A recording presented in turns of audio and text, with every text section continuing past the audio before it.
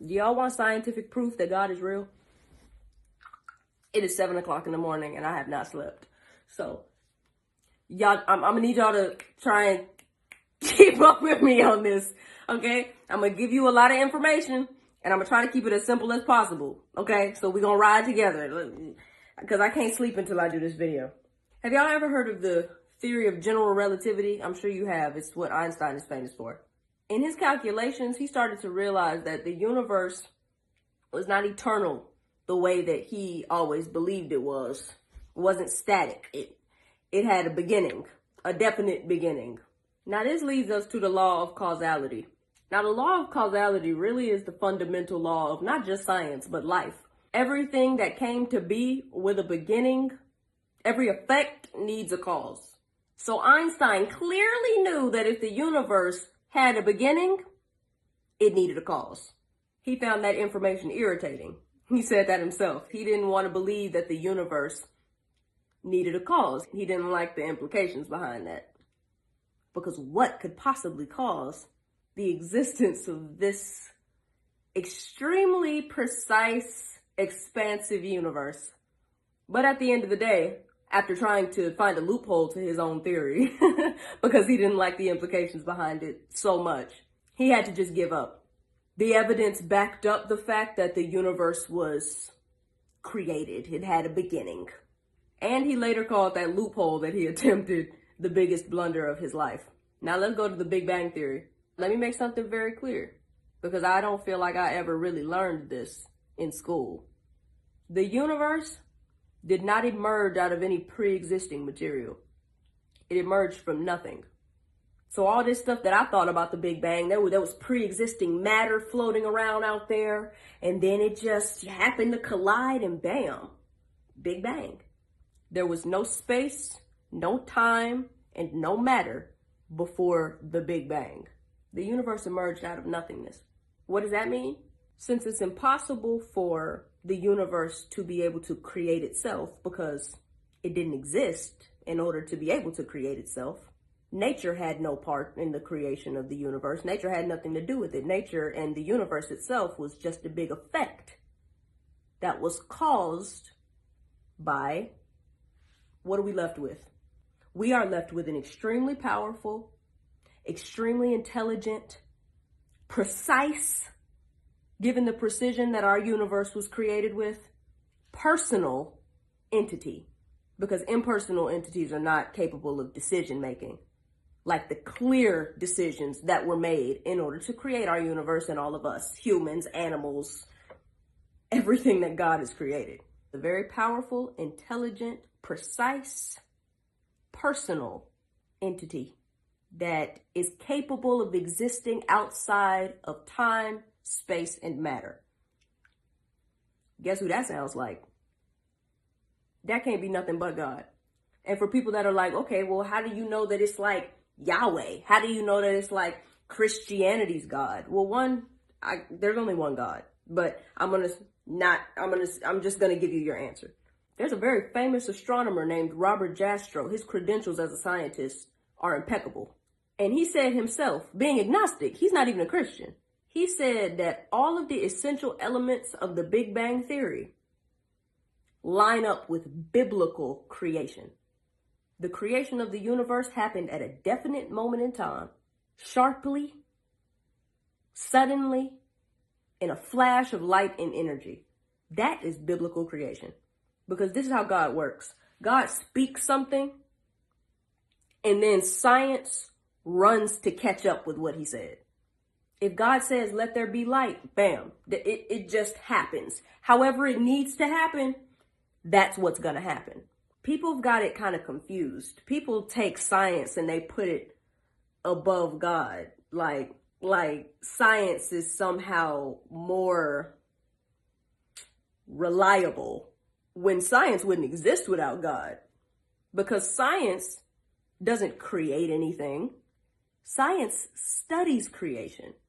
Scientists try and figure out what caused what. What function does this have? How does all of this work? This vast universe that we live in.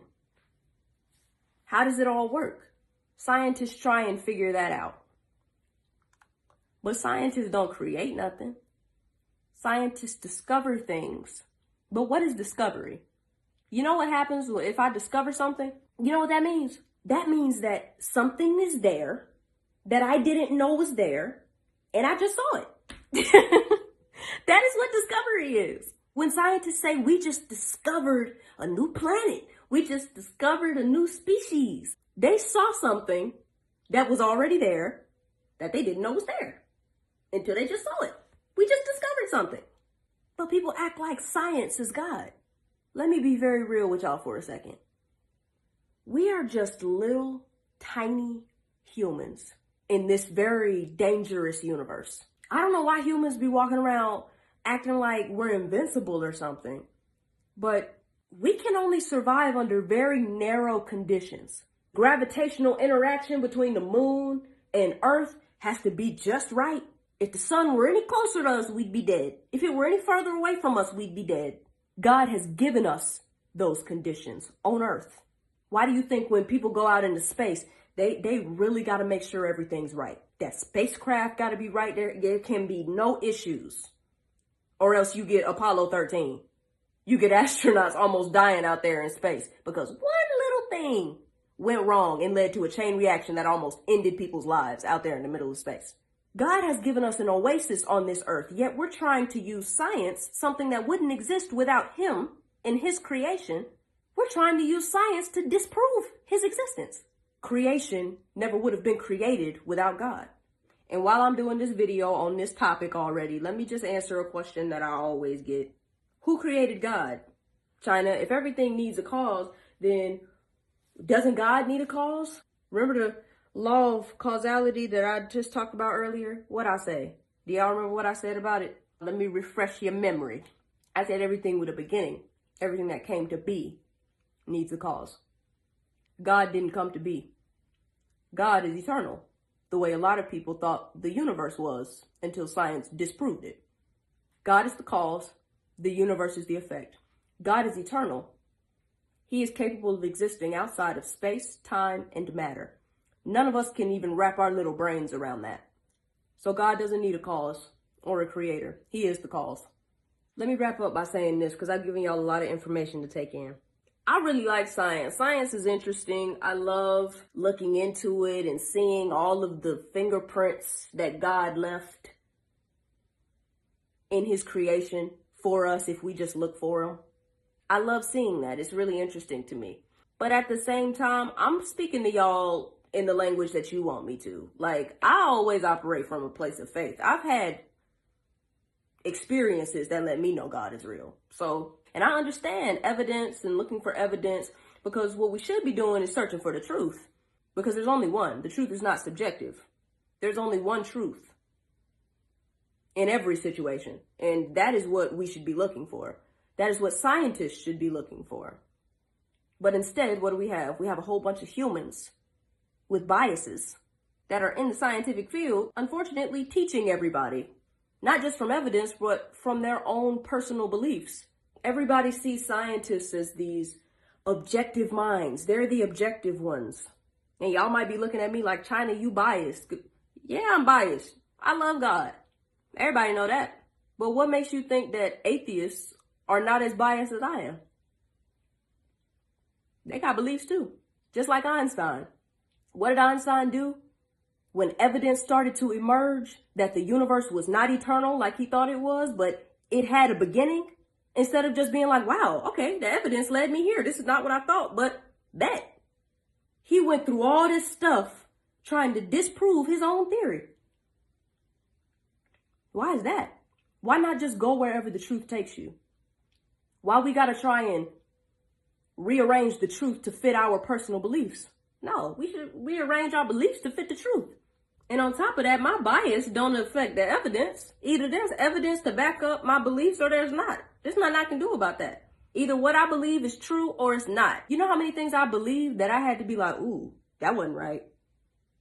Once I came in contact with certain evidence, there were certain mindsets that I had before that I had to get rid of because God was getting on me about it. He's like, you're not looking at this the right way. It's not this, it's this. And you need to change it or else this mindset is going to destroy you. Yes, sir. I believe that this was right before, but now that I know better, I'm going to do better. I want to change according to the truth. I'm just giving y'all information that I learned. But please, don't just take my word for it. Go look into it for yourself. Don't take anybody's word for it. Shoot, that's the problem. That's the problem on this earth for us. We be taking people's word for things without actually looking into it ourselves. If something doesn't line up with the truth, that's something that needs to be discussed. Science is great. Evidence is great, and it's very much needed when it comes to seeking the truth. But let me tell y'all something. Evidence is not a substitute for faith. Following God, choosing to seek Him and build a relationship with Him, most times, it don't have anything to do with evidence for some people.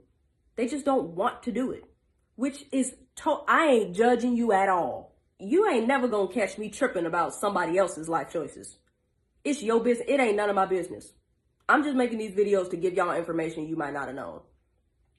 But if it's not really about evidence for you, and you're just like, look, I don't want to follow God. He might exist. The evidence may line up with His existence, but I don't want to follow God. Bro, do your thing. We all got choices to make. Following God is not a matter of evidence or proof. It's a matter of the will. You have to want to do it.